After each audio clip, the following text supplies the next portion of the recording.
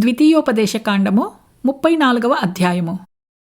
మోషే మోయాబు మైదానము నుండి యెరికో ఎదుటనున్న పిస్గా కొండ వరకు పోయి నేబో శిఖరమునకెక్కెను. అప్పుడు యెహోవా దాను వరకు, గిలాదు దేశమంతయు, నఫ్తాలి దేశమంతయు, ఎఫ్రాయిము మనష్యేల దేశమును, పశ్చిమ సముద్రము వరకు యూదా దేశమంతయు, దక్షిణ దేశమును, సోయరు వరకు ఈత చెట్లు గల యెరికో లోయ చుట్టు మైదానమును అతనికి చూపించెను. మరియు యెహోవా అతనితో ఇట్లనెను, నీ సంతానమునకిచ్చెదనని అబ్రాహాము, ఇస్సాకు, యాకోబులకు నేను ప్రమాణము చేసిన దేశము ఇదే. కన్నులారా నిన్ను దాని చూడనిచ్చితిని. కాని నీవు నది దాటి అక్కడికి వెళ్ళకూడదు.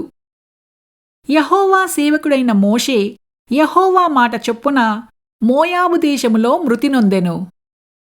బెత్పయోరు ఎదుట మోయాబు దేశములోనున్న లోయలో అతడు పాతిపెట్టబడెను.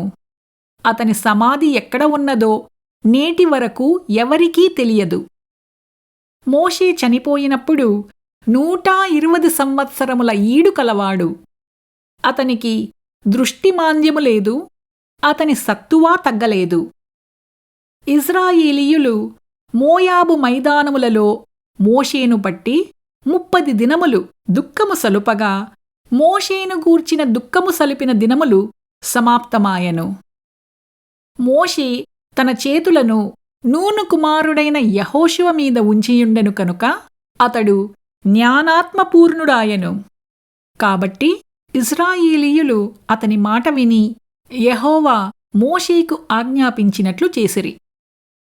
ఐగుప్తు దేశములో ఫరోకును అతని సేవకులకందరికిని, అతని దేశమంతటికిని ఏ సూచక క్రియలను మహత్కార్యములను చేయుటకు యెహోవా అతని పంపెనో వాటి విషయములోనూ, ఆ బాహుబలమంతటి విషయములోనూ మోషే ఇశ్రాయేలీయుల జనులందరి కన్నుల ఎదుట కలగజేసిన మహాభయంకర కార్యముల విషయములోనూ యెహోవాను ముఖాముఖిగా ఎరిగిన మోషే వంటి ఇంకొక ప్రవక్త ఇశ్రాయేలీయులలో ఇదివరకు పుట్టలేదు.